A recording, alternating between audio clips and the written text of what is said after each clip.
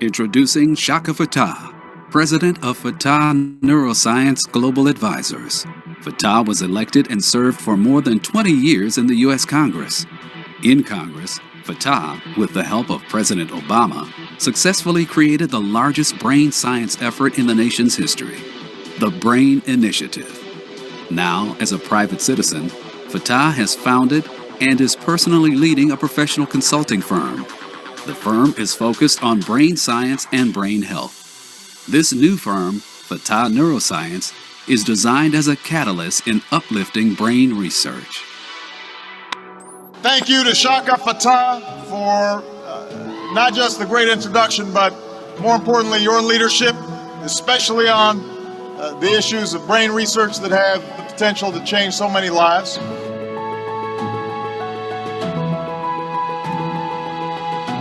The Fattah Neuroscience Initiative, this effort at trying to find an understanding in which we can attack successfully the over 500 plus brain diseases and disorders, everything ranging from dementia like Alzheimer's to autism or epilepsy, mental health challenges like schizophrenia.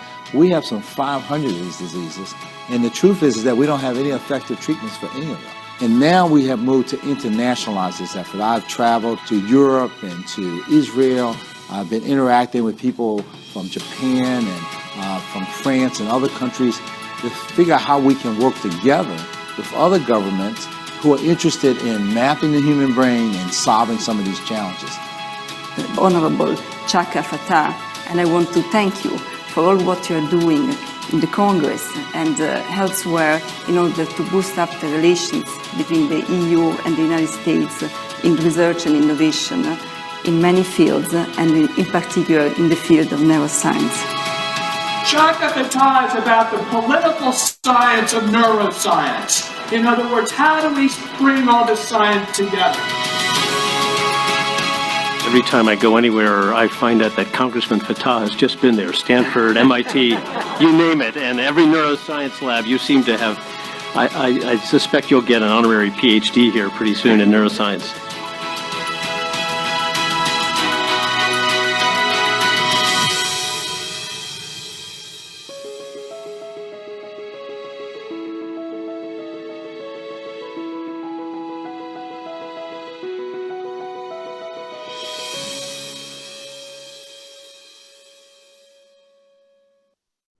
Well, hello. How are we doing? What a day and what a treat. I have no better friend in the neuroscience community than Wise Young. Dr. Young is, he's just an extraordinary scientist, but an even better person. And he has done and has been committed to the very hard work of helping people who suffer from various neurological and other related injuries. In particular, he's world renowned for his work in terms of a spinal cord rehabilitation. He twisted my arm, and when I was in the lawmaking world, to help push through an expanded, compassionate use doctrine that's aided many. He has set up clinical trials, dozens and dozens of sites in China, Hong Kong, India. He is working very hard now to bring online clinical trials in the United States and other places based on his spinal cord work. But believe it or not, as it would be with a genius, we're not here really today to focus on that work. I got a chance to speak to him a few weeks ago about some amazing work he's done related to Down syndrome. And he's agreed to share that with us. He's going to talk about the work he's done in this regard. But I just want to thank him. He's an MD and he's got his PhD. Of course, he went to Stanford, but he also is presently working at one of our greatest universities in neuroscience. I mean, respected everywhere. Rutgers and the Keck Center in particular on collaborative neuroscience. Wise Young is the founding director. And we also have, and you'll get a chance to say hello to her also, at some point, but Dr. Patricia Morton, who's with us, who's also a good friend and who's been working very hard and leading the effort there in terms of the spinal injury project. Now, you know, we have worked together on a variety of matters, and in our paths have crossed. I worked with Chris Smith, Congressman Smith, on the Core Blood Bank effort. We co-sponsored that together.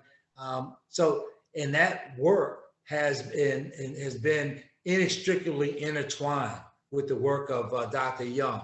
But today, we're going to talk Down syndrome. Down syndrome is the #1 leading chromosomal challenge that we have, about 6,000 babies a year in the United States. For health insurers, there's a significant cost, but for families, there's a lifelong set of challenges for young people who they love, but who are facing difficulties that I think we're going to hear today, that there's a lot more hope that we can address this disease at its inception. But the first things first, I want to welcome Wise Young and have him just speak about his work and his focus on making sure that this science helps people right where they are at the point of difficulty. And so, Wise Young, welcome, and we are just so pleased to have you. Thank you, Chaka. I am so happy to be working with you again. And I have to tell you, this is the most exciting time in neuroscience. So anyway, should I turn on my share screen and start my talk? You should act as this is your classroom, and we want you to educate. I'm trying to democratize brain science, get people to understand it so that we can get policymakers to prioritize it more, right? So talk to us about the discovery process that led to this, and then your discovery and what it really is going to mean to women and to families and to their children. Yes. Okay. So I'm going to share my screen, and I think that this should show my screen. Is that showing up right now? And yes, it is. Okay, fantastic. Can you see it now? No, it went away. It came. Oh, went away. Okay, so basically, I need to unplug and start again. Now, is this me now? Is it showing up now? Yes, it is. Proceed. Fantastic. Okay, so listen, this is not my normal subject. I usually talk about spinal cord injury, and I have not, until quite recently, talked publicly about our work on mental retardation, and particularly Down syndrome. This is and I'm very proud to say, this is a project that's done almost completely by undergraduate students at Rutgers University. and you know, most people sort of roll their eyeballs when they say that we work with undergraduate students, but I have to say that this is one of the most important things that we have to realize, and that is undergraduate students are great contributors to science. So I want to talk about Down syndrome to you. Okay. Particularly therapies that now are beginning to appear for Down syndrome that actually have given hope to millions of families around the world for Down syndrome. So as many of you know, Down syndrome is named after John Langdon Down, a British doctor who described Down syndrome in 1866. And it wasn't until 1959 that the cause of Down syndrome was actually discovered, and that is that one of the chromosomes of that we have 46 chromosomes, that one of our chromosomes is partly or wholly triplicated in the process. So normally we have 2 copies of our chromosomes, but through an accident of the triplication or the replication of chromosomes, there is an extra copy of one chromosome, and this resulted in a 50% increase in the dose of genes that appear. And currently, Down syndrome is the #1 cause of mental retardation in the world. I mean, I was really stunned when I found this out. 1/3 of all mental retardation in the world results from Down syndrome. And so basically, in human, the 21st chromosome is triplicated. There are 3 copies instead of 2. And of course, this is a result of an accident of birth. And normally Down syndrome is not something that comes from genetics, that it's not being passed on. It's not because your parents have Down syndrome or other people have Down syndrome. This is because during the process of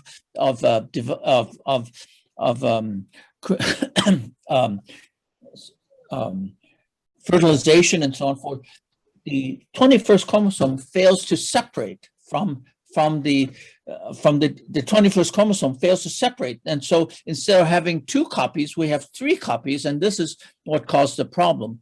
Now, a lot of people know that Down syndrome, everybody blames the mother for it. Well, only about 88% of Down syndrome results from the mother. It actually is 8% actually comes from the father. And there are 3% that occurs after fertilization. Now, for many, many years, people thought that Down syndrome is incurable. And it's, I think probably today it's still considered that way by 95% of all doctors. Anyway, Down syndrome is called trisomy 21, which is triplication of the chromosome 21. And it is the most common human neonatal chromosomal abnormality. 1 out of 1,000 births come from Down syndrome. And well, by the way, the number is very, very large, and it would be much, much larger. But I would say that, and I'm sorry to say this, but it is probably one of the most common cause of abortions in the world. Most people, when they get something called an amniocentesis and they analyze the genetics of a baby before birth, they find that there's Down syndrome. Maybe 2/3, 3/4 of all babies are aborted, and it's a really it's a major cause of abortion. And about 6,000 babies are born with Down syndrome annually in the United States. About 250,000 people live with Down syndrome in the US, and over 5 million people worldwide have Down syndrome. So this is a big, big problem. It is responsible for 1/3 of all mental retardation in the world. So chromosome 21 is a very important chromosome. We have 46, 47 chromosomes, and the chromosome 21 has 310 genes. And in Down syndrome, these genes are overexpressed because we have an extra copy of it by 50%. Now, a part of of chromosome 21 is called the Down syndrome critical region, DSCR, and it's located in a given position, and they include several genes that are critical for Alzheimer's disease, amyloidosis, superoxide dismutase, which actually causes amyotrophic lateral sclerosis, and also there are a number of cancer genes, oncogenes. ETS2 is present on the chromosome 21. So, and in addition, there is a really critical gene that is called ARCAN1. It's also called DSCR1. And the DSCR1 is the name of the protein. ARCAN1 is the name of the gene. And this is called ARCAN1 because it's called the regulator of calcineurin 1 on chromosome 21. And we know that DSCR1 binds and inhibits a very important enzyme called calcineurin. And this calcineurin controls the growth of neurons. And when DSCR1 or ARCAN1 is present in a high dose, what it does is it binds on to this critical enzyme called calcineurin. And calcineurin actually plays a major role in determining how many neurons are produced in the brain. And ARCAN1 overexpression causes mental retardation and also failure of the body to produce enough lymphocytes for the immune system. And so babies who are born with ARCAN1 overexpression actually have fewer neurons and also immune suppression. So now, what is the cause of trisomy 21? Why does the chromosomes fail to separate? Well, we actually don't know why they fail to separate, but this chromosome 21 would fail to separate in the egg or the sperm. 80, as I pointed out, about 80% in the egg and about maybe 10-12% in the sperm. And they create this extra chromosome in the fertilized egg. About 3 to 4% of Down syndrome, the chromosome 21 breaks off and attaches to another chromosome. And this then actually can cause an inheritable form of Down syndrome that occurs in a very small percentage of Down syndrome. And then in a very small percentage of Down syndrome, something called mosaicism. This is there's portions of the chromosome 21 gets attached to other parts of other chromosomes. And so, but the vast majority, 95%, is an accident that occurs during fertilization or shortly after fertilization. And these babies that are born have 3 copies of the chromosome. So the risk of trisomy 21 is actually is something that many people have studied, but they weren't sure why it occurs. But we know that older mothers tend to have a greater incidence of trisomy 21. So if you have let's say, if you are 40 to 45 years old, your chances of getting Down syndrome is higher than a regular person. And this doesn't mean it doesn't occur in young people. It's just that if you're 45 years old, your chances of getting Down syndrome is somewhere in the range of 5%. Which is quite high. That's 1 out of 20 babies that are born are like that. And anyway, the risk of trisomy 16 also increases after a firstborn Down syndrome baby. And so if you are young and you have a Down syndrome baby, the chances that your second baby may have a Down syndrome will be increased by 0.6%.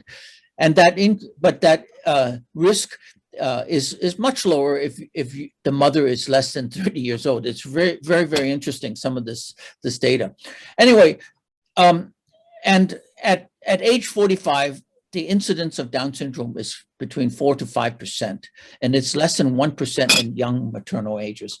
Now, it turns out Down syndrome is very, very common in Catholic countries where abortions are not really people don't want to get abortions, and very typically where birth control is not being used and older mothers at age 45 may have babies, the Down syndrome could actually reach as high as 5%. So although many studies have been done over the last I guess 50 to 100 years on Down syndrome, nobody really understood exactly what causes the worst problem in Down syndrome, and that is the mental retardation. Babies that are born with Down syndrome typically end up with a IQ of about 50 to 60, which is about 8 years old.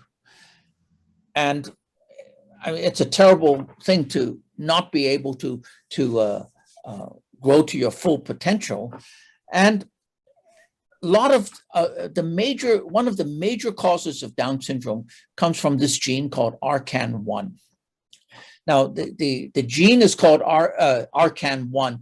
The protein is called DSCR1, Down syndrome critical region 1. And the target of ARCAN1 is an enzyme that's called calcineurin. And calcineurin is a enzyme that is present in 2 kinds of cells in the body. Primarily, calcineurin is a phosphatase that is inhibited by an immunosuppressant called cyclosporin. Calcineurin is a very, very important molecule because it dephosphorylates two essential messengers for cells. One is called NFAT, the nuclear factor of activated T cells, and the other is called WNT beta-catenin. So NFAT causes proliferation of neurons and as well as lymphocytes, and WNT beta-catenin causes differentiation of these cells. So what happens is that when you have an overexpression of ARCAN1, these two nuclear factors don't operate properly because calcineurin is being inhibited by ARCAN1. So I don't want to show you all these diagrams of the alphabet soup here, but basically what happens is that NFAT is responsible for controlling the amount of neurons that are produced, also the number of lymphocytes that are produced, which is one of the reasons why when you have Down syndrome, you don't make enough neurons in your brain, and also you don't make enough lymphocytes, which are the foot soldiers of the immune system. So babies with Down syndrome are much more susceptible to being infected, and also they don't make enough neurons, and that's why they have mental retardation. So now, all this stuff is obviously, you think, well, it's just Down syndrome, but it turns out that ARCAN1 is a very, very important gene for other reasons. It's one of the hottest genes in the pharmaceutical industry, because if you go in and you delete the gene ARCAN1 from mice, you find out that these mice are very unusual. They do not get fat, no matter how much they eat. And that's these mice without ARCAN1, they are able to convert normal fat, which is white fat, to brown fat. And brown fat is something that animals accumulate when they're ready to hibernate. That ARCAN1 knockout mice convert from white to brown fat, and they exhibit non-shivering thermogenesis. Now, this is really very, very weird. And nobody thought much of this until somebody discovered that, boy, if you can shut down this particular gene, ARCAN1, you cannot get fat. Wouldn't it be nice if you can take a pill and you just can't get fat? Right. But anyway, so lots of drug companies are developing drugs to silence ARCAN1 to reduce obesity. And it turns out that ARCAN1 also plays a role in Alzheimer's disease. So this really comes together. A lot of these stories in science all come together. And, besides the pandemic of COVID, we're talking about a pandemic of obesity around the world today. And this possibility, this discovery is really quite important from the viewpoint of reducing obesity around the world. Okay, so this ARCAN1 regulator of calcineurin-1 suppresses calcineurin, and it changes white fat into beige fat, and this is what you can utilize. You can utilize the fat much more readily, and therefore you don't get fat. Okay, so what are the mental consequences of Down syndrome? People with Down syndrome have IQs ranging from 35 to 69. And that means that for the rest of their lives, they're functioning at about 8-year-old levels with associated neurological problems. Although many Down syndrome kids, and I think many people in this audience and elsewhere know that Down syndrome kids are really characteristically very happy kids. They're all always saying, oh, it's a nice day, it's a beautiful day. They're very, very happy and very joyful kids. But some of them become depressed and anxious in their early adulthood, and many of them develop autistic symptoms, 5 to 10% of them. Mental illness develops in 30% of Down syndrome adults, and seizures are very common, about 50%. Alzheimer's disease is prevalent by age 60. 50 to 70% of all Down syndrome children develop Alzheimer's disease. I mean, a lot of people don't know this. These consequences may be preventable by treating the kids with low-dose lithium. Even better, maybe they may be preventable by silencing ARCAN1. Now, if you're thinking about this, you think, wow, 1/3 of mental retardation in the world, Alzheimer's disease, immune deficiencies, all these terrible, terrible things that are happening to these kids. It's probably affecting millions of kids around the world. All we have to do is to shut down this one gene, ARCAN1, or use a very, very cheap drug. By the way, lithium has been used for more than 70 years now to treat manic depression around the world. And it's a very cheap drug. It's the same thing that is in the batteries of your cell phone. Lithium can be given to people, and if it has to, of course, be given at the right dose and so on and forth. And all this has to be done in clinical trials to show that it works. But if it does work, we may be able to get rid of 1/3 of the world's mental retardation. Now, in addition to mental retardation, we've got immune deficiency, because the production of lymphocytes, which are the workhorses of the immune system, is dependent on calcineurin activity. And calcineurin, by the way, is the enzyme that you give cyclosporin to prevent immune rejection of organs. I was at Stanford University when we did I shouldn't say we, I was just a medical student there, but we transplanted the first heart there with cyclosporin, and that prevented the immune rejection of the heart. The first heart transplant was a result of cyclosporin, and cyclosporin actually worked by blocking calcineurin. Anyway, people with Down syndrome, they have immune deficiency. They have increased risk for infections, cancers, leukemia, testicular cancer. They also have hearing and visual deficiencies, because the hair cells that are produced, for hearing and the retina depends on calcineurin. Half of the people who have Down syndrome have visual and auditory problems, including cataracts, glaucoma, and early hearing loss. And then finally, many people with Down syndrome are hypothyroid, and they're infertile. Probably none of you know this, but all males who have Down syndrome are generally infertile, and females have low fertility. So in the early 2000s, several groups, and there was a group, SASI at University of Pittsburgh, reported that lithium treatment stimulated neuronal growth in brains of people with manic depression. And boy, I remember coming home in 2002 and telling my wife at the dinner table, I said, look, if you take lithium, it will increase the number of neurons in your brain by 15%, 15%. And she said, why don't you bring some home? and so anyway, this was created such a ruckus. Everybody said, no, this couldn't be possible. This drug that is in your batteries, how can that do this?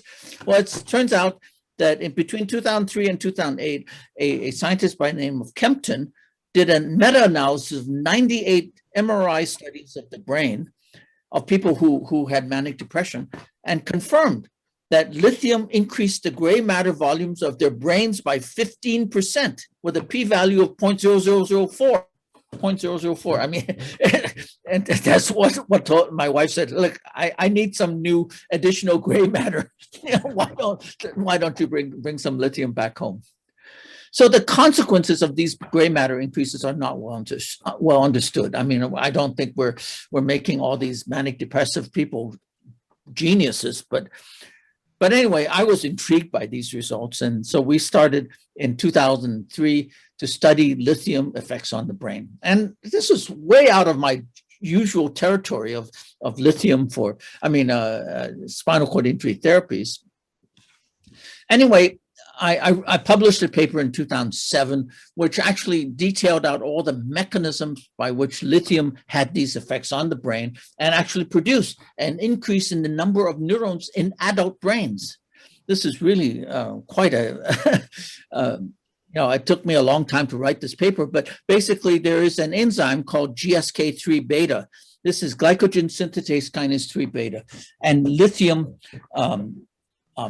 blocks this particular enzyme. And this enzyme actually stimulates NFAT, cyclin, beta-catenin, tau, glycogen synthetase, and so on forth.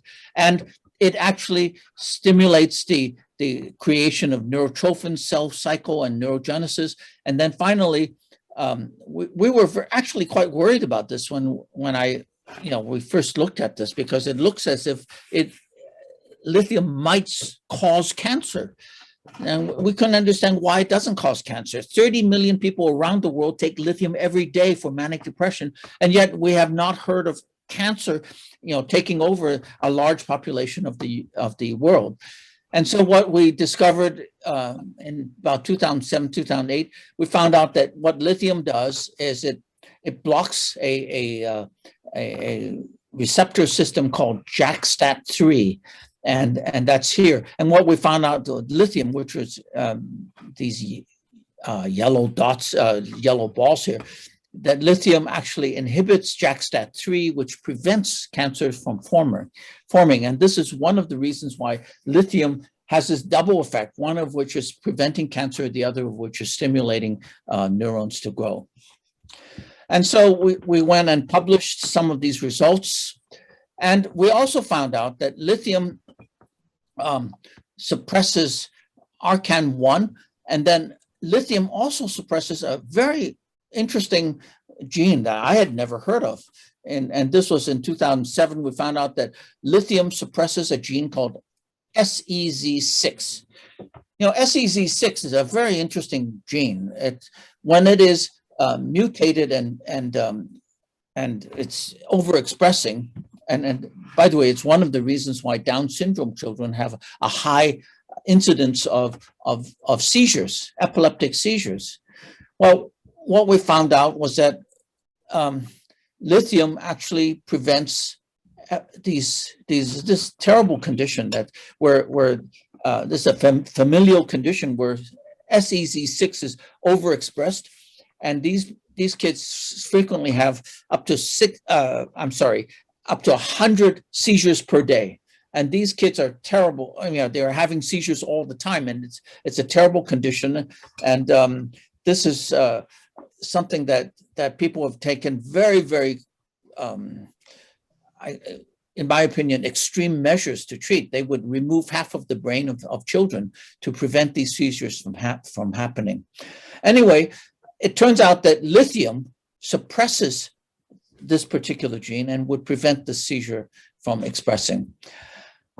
Then we went on and showed very interestingly that when we give lithium to animals, that we're stimulating neurons to grow, but at the same time, it is inhibiting astrocytes from growing, which is a very interesting thing, because after all, if you have a 15% increase in the number of neurons, or the volume of neurons in the brain, something has to give. Your brain cannot grow inside your skull. And so what it does is that lithium, in addition to increasing the number of neurons, it also inhibits the number of astrocytes that are present in the brain. And so anyway, this then raises the question, can we use lithium to treat Down syndrome? Nobody had really done that. And so we spent nearly 5 years now taking animals that have a condition, something like a Down syndrome. This is produced by irradiating the eggs of mice. And in mice, the chromosome that's responsible for Down syndrome is chromosome 16 and not chromosome 21. And what we found out was that when we gave pregnant mice during the second week of their gestation, unlike human, where there's a 9 months of gestation, that's the pregnancy, mice only have 3 months. And so the middle 2 weeks of the gestation really represents the second trimester. So what we found out was when we fed the animals lithium during their second week, we can reverse Down syndrome in these these litters of animals that are born from these animals, from these mother mice. So we found out that lithium given to pregnant mice, these so-called TS65DN mice, during the second week of gestation, reversed the neuronal loss associated with Down syndrome. Wow.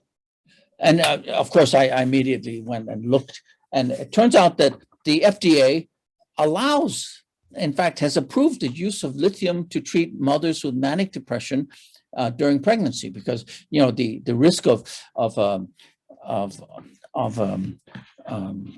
depression and suicide is much higher in these manic depressed mothers. And so the FDA had actually done many studies on the subject and said that the babies seem okay, and that if you give lithium to the mother during the second trimester during pregnancy, that it actually reduces, well, actually they didn't do that, but they showed that you can give the lithium safely to mothers who are manic depressed, and they can have our babies, and the babies don't seem to be harmed by it. But what we then did was we took these TS65DN mice and we treated them with lithium during the second trimester. And by the way, you can easily tell these things by doing the genotyping that you see on the right. And we were able to show that, amazingly, when you have these Down syndrome mice and you impregnate them with wild type, normal male mice, what happens is that the litter size really declined, fell tremendously, nearly fell by 1/2. And then we realized that what was happening was that all the Down syndrome mice in the litter, normally a mouse may have 8 to 10 mice in the litter, and the number fell to about 5 or 6. And we were really surprised that this was the case. And what we realized, and eventually we found out that this is also true in humans, that if you have had an amniocentesis that shows the presence of Down syndrome, that the likelihood of a miscarriage is very high, somewhere in the range of 60, 70%. So a lot of babies, so-called Down syndrome babies, do not survive. They are not born because they die. And this is particularly the severe forms of Down syndrome, that the babies don't get born. Anyway, what we found out was when we treated the pregnant mice during the 1 week of their second trimester, we were able to rescue almost all the mice that would have died. So here was the data from our first experiments. And by the way, all this, I have to repeat, all this was done by essentially undergraduate students at Rutgers. We found out that when we treated the animals with lithium, that 52% of the litters were Down syndrome animals. And normally, because you're mating a Down syndrome mother with a wild type male, what happens is that half of the litter should be Down syndrome and half of them should not. And we were able to get survival of nearly all of the lithium treated litters. And totally amazing that when we looked at the control group, no lithium treatment, there only 5% of the litter actually survived. Now, I have to say this is a little bit misleading in part because the animals are actually born, but these animals that are born frequently would be killed by the mother, or the mother would notice that something's wrong with the babies and kill them. And so the number of surviving animals in the litter is actually quite small. It's 5% of the animals would be Down syndrome, and 52% in the lithium treated animals would be Down syndrome. So of course we started to look at the brains of these animals. So we actually had 4 groups of animals. These are Down syndrome treated with lithium, Down syndrome not treated with lithium, wild type treated with lithium, and wild type treated with no lithium. Okay, so this was actually done about 2 summers ago. And then we had to figure out how we're going to cut the brains and also count the number of neurons in each one of the sections of the brain. And we measured the cortical thickness, we counted the number of neurons in the cortex, and we counted the neurons in the hippocampus. And it was a little disappointing to start with, because when we looked at the brains, they looked almost the same. The blue is lithium treated and control was red. And then we found that there was not much difference between all the animals.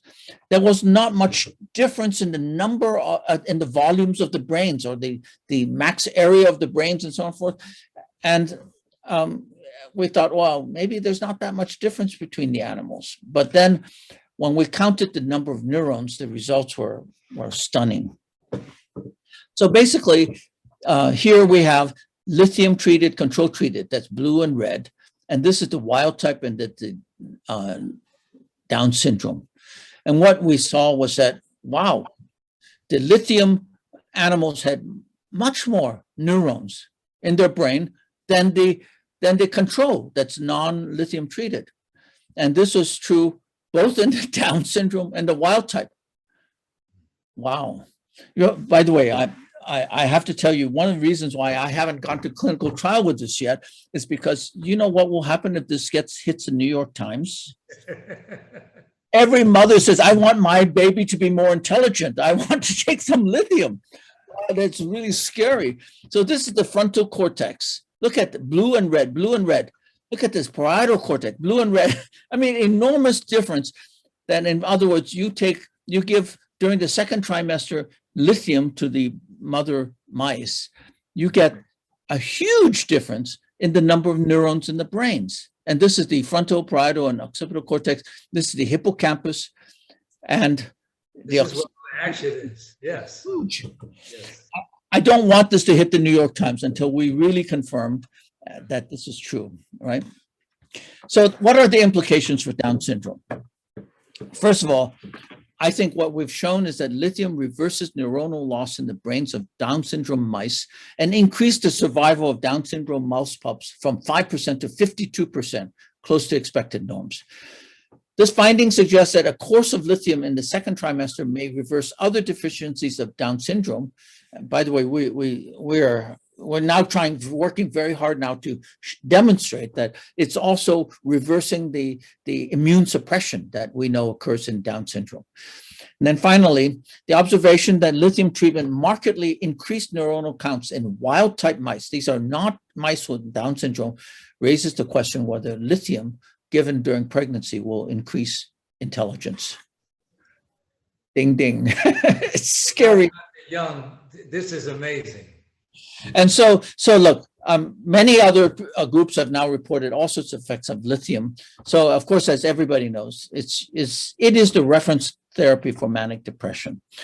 It's very, very important for bone marrow transplants, because if you do a bone marrow transplant with umbilical cord blood cells, that's how I got to know about lithium, that it will increase engraftment, stimulates the growth of the transplanted cells. It stimulates axonal regeneration. It increases survival of transplanted cells. It reduces neuropathic pain. It reverses mental retardation, and it reverses epileptic seizures. I mean, these are reported all over the literature. And finally, there have been 4 different mental retardation conditions that appears to be reversed by lithium. So first of all, lithium appears to prevent the neural and behavioral deficits in mice and rats with fetal alcohol syndrome. You know that mothers who drink a lot of alcohol during their pregnancy, their babies are born mentally retarded. And there have been several papers showing that if you treat the mothers with lithium during this time, it seems to reverse it. It reduces the hyperactivity, irritability, and aggression in children with Fragile X syndrome, which is also accounts for about a quarter of all mental retardation. It reduces apoptosis and autophagy and neonatal hypoxia ischemia. These are babies that are born with both hypoxia and ischemia at the time of birth, and it seems to improve their function. And then finally, there are several studies showing that it may be beneficial for children with autism. Wow. So anyway, in conclusion, Lithium appears to reverse mental retardation, at least the loss of neurons in Down syndrome, and is a potential cure for the most common cause of intellectual disability. It is many of the manifestations of Down syndrome may be due to low end fat activity, which includes immune deficiency, infertility, stunted growth, and orthopedic problems. Lithium is very inexpensive. I mean, there's probably very few drugs that are as cheap as lithium, and that is $1 a day. It is safe. It directly addresses the cause of the disease, and it is currently used to treat pregnant women with manic depression. Then finally, lithium may be effective for other causes of mental retardation, including Fragile X, fetal alcohol syndrome, and autism. And so I just want to leave you with this, thinking that, wow, we may be able to do something about mental retardation in a big sort of way. And I think the NIH should be investing in this big time. Okay, I'm going to stop here and take any question that you have.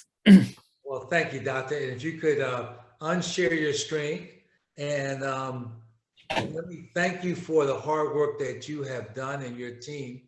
And let me also say hello and welcome Dr. Patricia Morton, who is a good friend, and it's good that she's been able to join us today. And I want to thank her for her great work. Before we go to just a few questions on this, can you just give us 2 or 3 minutes on what the state is? We're going to come back in a few months and talk to you about your work in terms of spinal cord injury. But what's the status given COVID of your clinical trials and where you're at with that? Can you just give us 2 or 3 minutes on that real quick? Yeah, we had gotten FDA approval for a trial for spinal cord injury, and that was stopped because of COVID. So we're currently reapplying to the FDA for starting the clinical trial again. And hopefully we'll get that trial going before the end of the 2021. It's just been, I must say that I am so upset by the fact that our people with our spinal cord injury community have been waiting 2 years for this trial. And how about your trials in China and Hong Kong? Are they on hold or because of COVID too? Well, the China trials were what showed us the results. We actually did 41 patients in China, and we showed that we were able to get 75% of the patients with chronic complete spinal cord injury walking again. So we published this in 2016, and we've been working since 2016 to now to try to get the trial going in the US. And the FDA has been very, very helpful to us. They really want this to succeed, but COVID came and just killed us. We could not do the trial because all the hospitals in the New Jersey, New York area were shut down for a year and a half. We're gonna get going on that, but let's go to the day in lithium. So I talked to you about this, and I know that you are presently believing that both in out of the country and in the country that you'll be able to get a clinical trial up and running on this approach in terms of Down syndrome. Can you say a few words about that? Yeah, well, I mean, obviously, we are not going to throw lithium at people with this. I mean, we now have to do it properly with phase 1, phase 2, phase 3 clinical trials, do it right, and we show that it is safe and that it works. And I've been talking to a number of hospitals, and in particular, as I told you over the telephone, I've been hoping to actually get some trials going in Brazil. Brazil, as you know, is almost a 90% Catholic country, and Down syndrome is very, very common there. And so what we want to do is to initiate a trial there. And so I think this is really a very, very good thing that maybe this is now the time to do this. By the way, I was in Brazil last year, and I talked to the head of infectious disease at the University of São Paulo. And he actually came to me after I gave this talk that I just gave to you.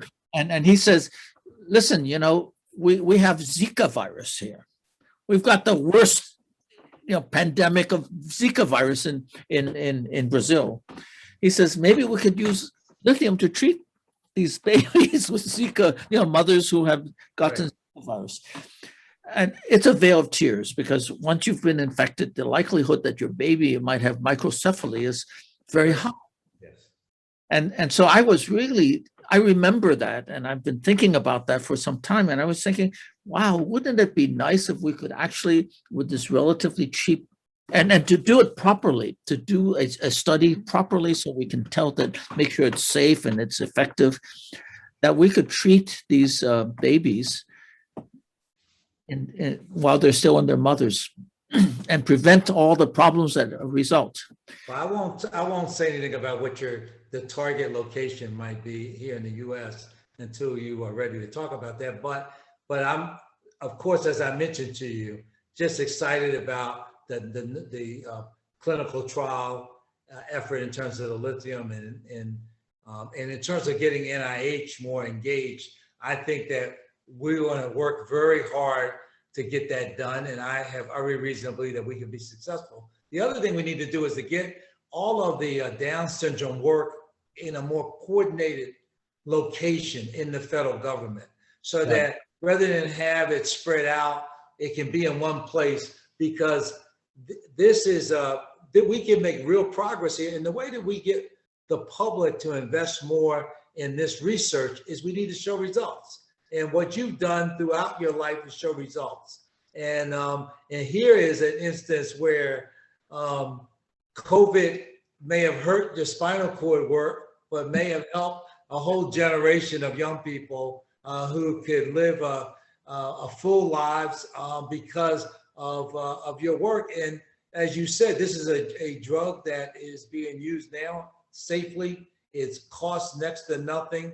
And it can help families intervene at a time prior to the baby being born. So, but let me ask you a couple of questions just on Down syndrome. I note that the disparities in life expectancies, for Americans who are white is 50 years old, for Black Americans 25 years old, for everyone else 10 years of life expectancy. There's a wide differential in life expectancy.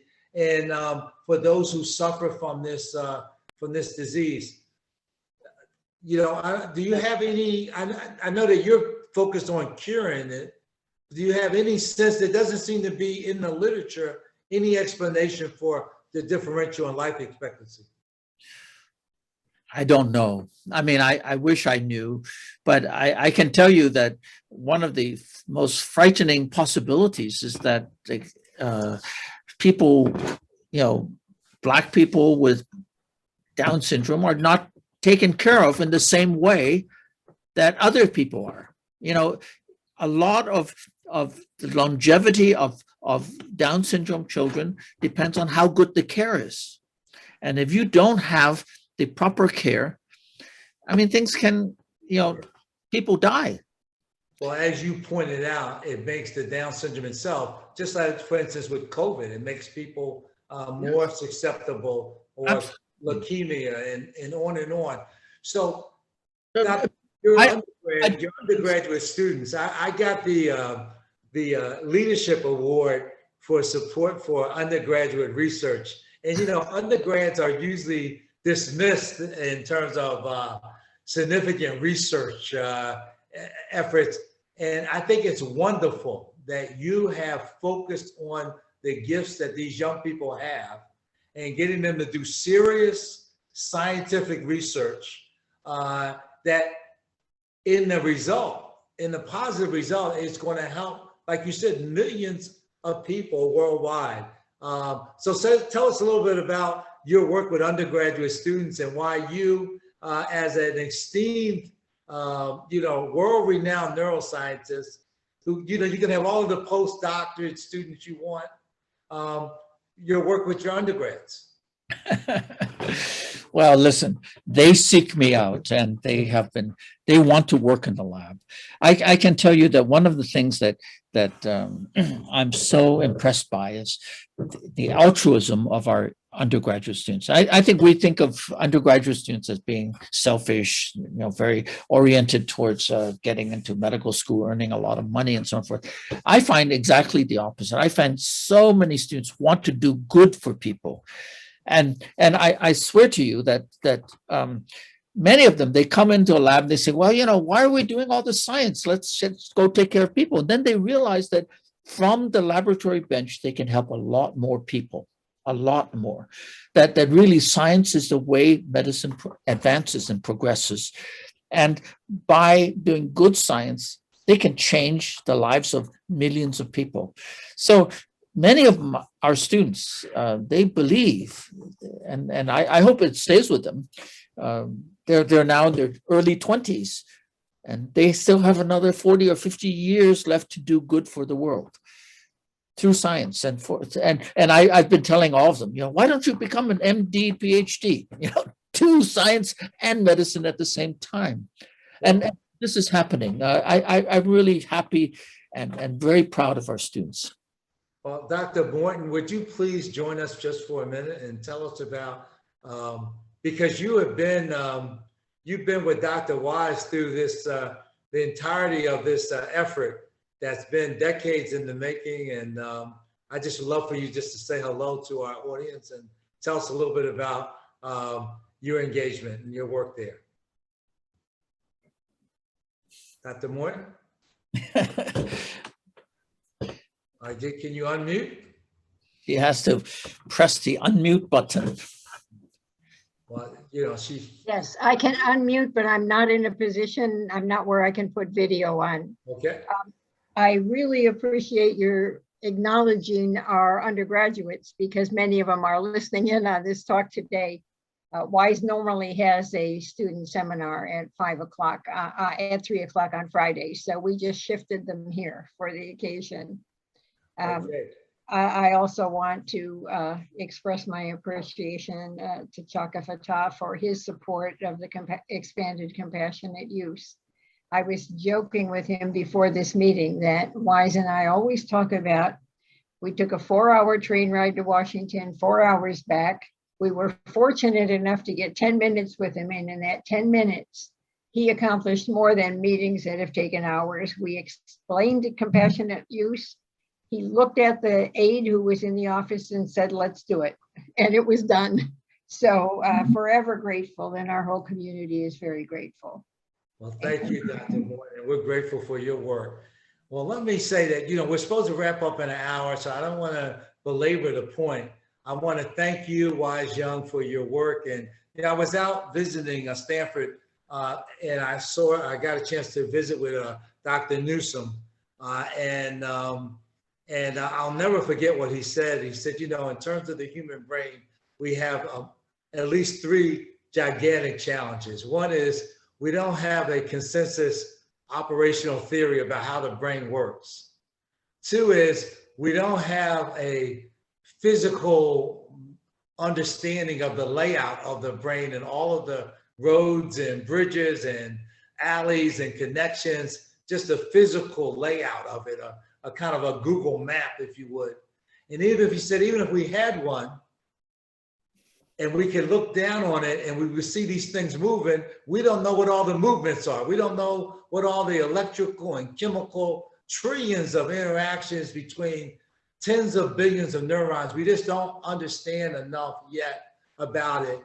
And it's through the work of neuroscientists that we're gaining more and more understanding. And Dr. Young, as our concluding point from you, you said something to us earlier about this was a great time for neuroscience. And I just want to give you a chance, as someone with a gigantic perspective and a life and a legacy of achievement, just to spend 2 or 3 more minutes telling us about this neuroscience moment. Yeah, well, I think a lot of dogmas are being broken today in the last year, 2 years, 3 years. And that is, I think most scientists now believe that the brain and spinal cord can regenerate. I mean, that's something that's been just simply denied. They would laugh you out of a meeting 5-10 years ago if you said, we're going to regenerate the spinal cord. Now it's happening. Now we're talking about, well, let us reverse mental retardation. Oh my God, I mean, this was considered to be untouchable. And so now we are actually talking about repairing the brain.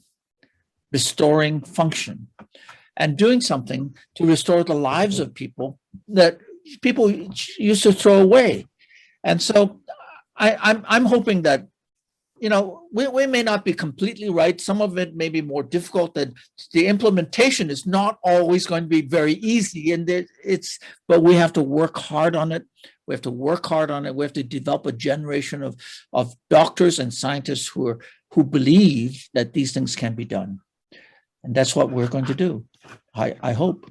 Well, we're going to do it together, and I'm going to help. I featured a young lady, and these are my concluding remarks. I featured a young lady who is the youngest neuroscience in Africa on my Twitter feed the other day. She's 29. It would normally take you to be 33, but you know, because you got to do 4 years of medical, and then she's a neurosurgeon. 4 years of medical, and then 7 years of residency, and so on. But she's achieved it. I hope people will go to my Twitter feed at Chaka Fattah or at Fattah Global and look at her, because she represents what we need to develop, which is a generation of young people who are going to follow in your footsteps and continue this great work. And I thank you for joining us, and I thank your students for being a part of this. We'll be together again, and we have a lot of work to do as we go forward. For those who missed some of our earlier briefings, we're going to run a little highlight reel at the concluding end of this. We have a session coming up next month with Dr. Ted Berger from the University of Southern California, who's been focused on machine-brain interface and how to develop a device that can help reconnect our memory and he's going to be sitting in the Wise Young seat next month. And you know, now Dr. Young is modest because, you know, he did an interview with Barbara Walters and Christopher Reeves, and he's done all of these other big interviews. So it's just an honor to have him with us today. You're going to love to hear from Ted Berger and the work being done. Okay. Well, and Wise, you know him well, and you know of his work, and he's just fabulous. And so next month, join us. Take a look at the highlight reel. And if you want to go back and look at the earlier briefings, they're on our website at www.fattahadvisors.com. And I want everyone to enjoy their weekend. Thank you all very, very much. Thank you. Thank you. It's great. Thank you.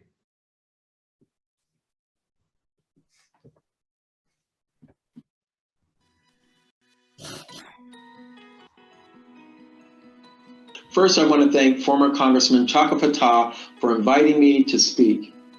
Today, we are confronted with one of the greatest challenges to our brain in our country's history. We're not just dealing with a pandemic, but a syndemic, where the COVID-19 pandemic is both fueled by and worsened by existing socioeconomic inequalities. Results from our recent APA Stress in America survey show that this syndemic is taking a heavy toll on Americans' psychological and physical health. Mental health in our work life is the issue for today. And work life is a little different. It may be your workplace has changed, and or you're on the front line and you've had to deal with the stresses of this situation over the last year. World Economic Forum said some 40% of the workers who've experienced mental health challenges report that they've become less productive. So it's incumbent upon employers to be concerned about employees. Garen Stagman's been at the forefront of that, and I want to introduce him to you today. He's personally raised over $1 billion to improve mental health in our country, and now is leading a $10 billion global brain initiative in countries around the world that focus in on mental health. As the way to characterize what this conference is about. We now know that the level of elevated anxiety, depression, post-traumatic stress caused by COVID-19 is at epic levels. And it's not only affecting people who already had the illness, it's those who never did. And compounding that, working from home is giving us these feelings of loneliness. We have economic uncertainty, and we certainly have political divisiveness and racial tensions that are adding to our stress and our anxiety and depression. We also know that there are no vaccines for these conditions, and so this is going to last a lot longer than the pandemic itself. We need to have a very comprehensive and holistic approach where we're looking at communities at the ground level, where organizations like YWCA and so many others that really have the finger on the pulse can be that those institutions that not only are looking at the telltale signs, but are also delivering the services. So it is great that there is appropriations that is going out the door. What I am, the call to action that I am putting out there is, in every field of this discussion, we all have to reimagine how do we not only identify the challenges, but more importantly, how are we going to design or redesign the institutions, the services that will deliver. Before the pandemic, about 8 to 10% of Americans felt that the anxiety or depression. But then, right after the pandemic, as many as 1 in 3 Americans felt that they are under anxiety or depression symptom. And now, even as of December of 2020, as many as 42% of Americans are now feeling symptoms of anxiety and depression. And this affects also more in women and more in also minorities such as African Americans and Hispanics. So this is really a serious issue, and mental health is not going to be a mental issue itself, but it can lead to worsening physical health.